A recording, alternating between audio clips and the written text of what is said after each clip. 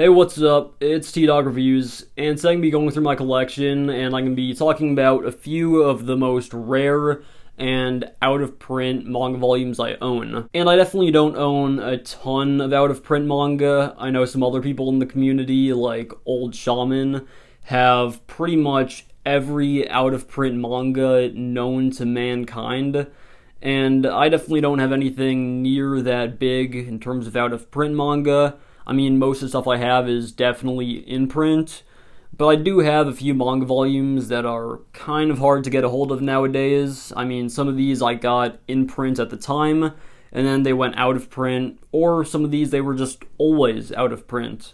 So, without further ado, let's hop into it. So I'm going to be starting off talking about one of the most rare and impressive volumes I own, and that's Hunter x Hunter Volume 0. And for those of you who don't know, this was actually never released in English. It was only really a Japanese thing, and it basically tells the backstory of Kurapika. Now, there are actually unofficial English translations online, and at some point I definitely want to check that out because it looks like there's some pretty interesting content in here. I mean, I've flipped through the pages a bunch of times, and I could more or less tell what's going on, but obviously it's all in Japanese, so I can't really tell what's going on in the dialogue, just the artwork. And this one volume is actually pretty thin compared to a normal Hunter x Hunter volume, and it's more expensive than a typical Japanese volume of manga, because most Japanese volumes of manga are really only a few dollars because they print so much of them over there. And I actually got this volume in Japan, and it actually still has the price tag on the back. This was like 1,000 yen, so about like $10 US. And we also have some really nice color artwork in there. That was pretty cool to see. I wasn't really expecting to see that when I bought it because it was actually wrapped up when I bought it on the shelf. I also really like how when you peel off the slipcover, you get just this as the underneath cover. And it's definitely not anything too advanced, it just says Hunter x Hunter, but I mean, it's cool to see because you don't see slipcovers on manga all the time. And for comparison, here's Hunter x Hunter Volume 0 next to Hajime no Ippo Volume 1. So obviously this one's a lot thicker, but I'm definitely glad I own this one. And I actually also got this one in Japan too. This was actually only 300 yen, so literally only about $3 in US money. But Hajime no Ippo is definitely a series I want to see published in English at some point. Preferably 2-in-1s or 3-in-1s, because it's a pretty long series to say the least. I mean, it's way longer than One Piece at this point, but I mean, it still looks like a really good manga. I actually read Volume 1 online when I first got this volume, and it's some pretty cool stuff. And I mean, look at that. Mike Tyson even makes an appearance in it. Whenever I get Japanese manga, I always like seeing what the covers look like under the slipcovers, because even though it's usually just something simple like that, it's just kind of nice to see. And honestly, I don't think Hajime no Ippo Volume 1 is rare at all. If you go to Japan, you can probably find this at pretty much any bookstore there. But in America, it's probably kind of rare. The next manga I'm going to talk about is none other than Blue Spring. Do I need to say more? I mean, just look at the cover, look at the back cover, and look at a little bit of the artwork. This is just a fantastic manga. I mean, the art style is definitely pretty sloppy, but that's Taiyo Matsumoto's style, and I definitely want to check out more of his stuff like Tekon Kincrete, because Blue Spring is a really good story. I actually originally got this for $10, and now I'm pretty sure it goes for around $60, which kind of sucks for people who don't already own it. But this definitely isn't something I'm going to sell for quite some time, if ever, because this is a one-volume collection of short stories, and pretty much every story in here is really great. And I'm really glad I bought it before it went out of print. If you haven't read Blue Spring already, I would definitely recommend checking it out if you can get your hands on it. But I wouldn't recommend spending too much money on it because it is only one volume at the end of the day. Next up, I'm going to be talking about the Flowers of Evil single volumes. And they're actually doing omnibus volumes right now. I think they actually might already be done printing. But those look pretty nice. They probably look better than all the different spines, because the single volumes pretty much switch up the spine and cover look every couple of volumes.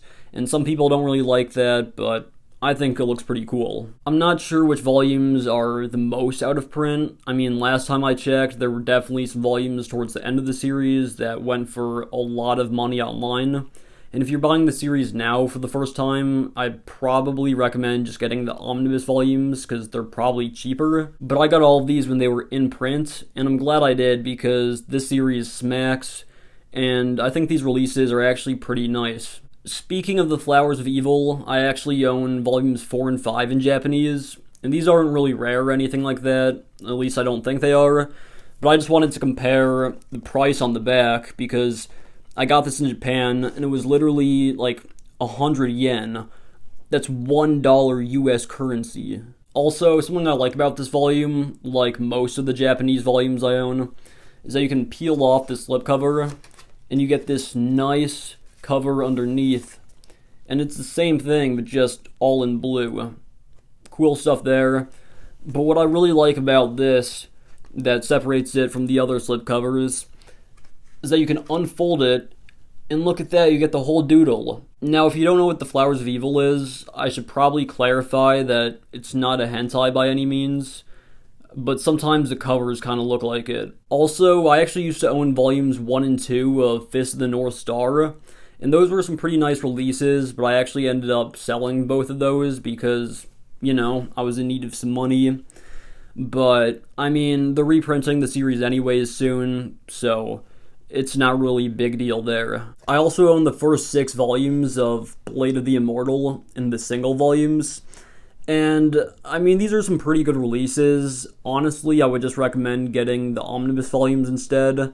But I'm glad I own the first 6 because these are kind of hard to get your hands on nowadays. I think what I like most about the Blade of the Immortal single volumes, though, is how you get all of the covers in here. Because with the omnibus volumes, they pretty much just take one of the covers and smack it on the omnibus for all 3 of them.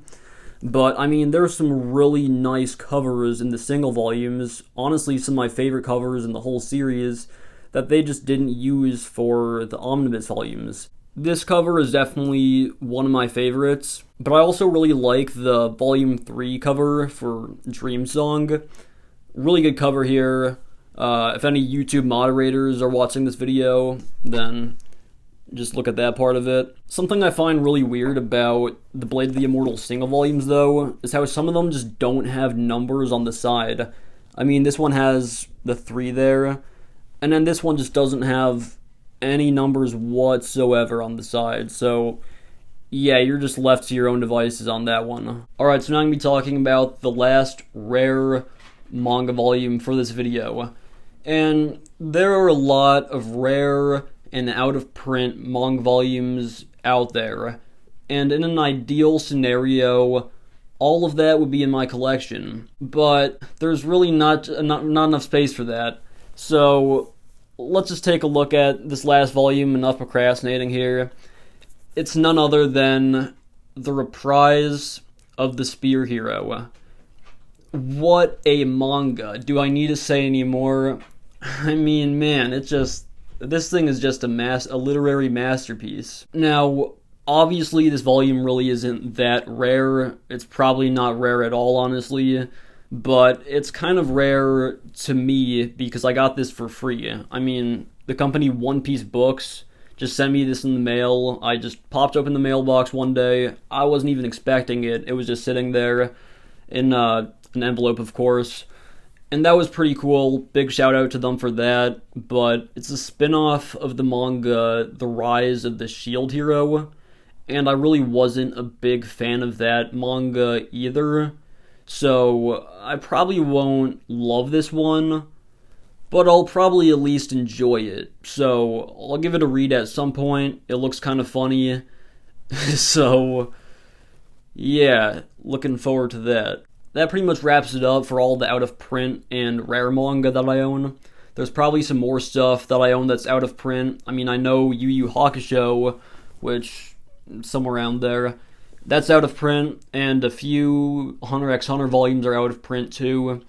But, I mean, I didn't really feel the need to cover that just because I've already talked about that on this channel before. But in conclusion, there definitely are some hidden gems in my collection, and to put it simply, there are a few uncut gems as well. Anyways, that about wraps it up for this video. If you enjoyed, smash that like button, subscribe, smash the notification bell so you don't miss any future uploads, and drop a comment letting me know the rarest manga in your manga collection. There were definitely some points in the past 2 years where I would go like 2 to 3 months without uploading videos, but from here on out, it's only gonna be T-Dog Mania.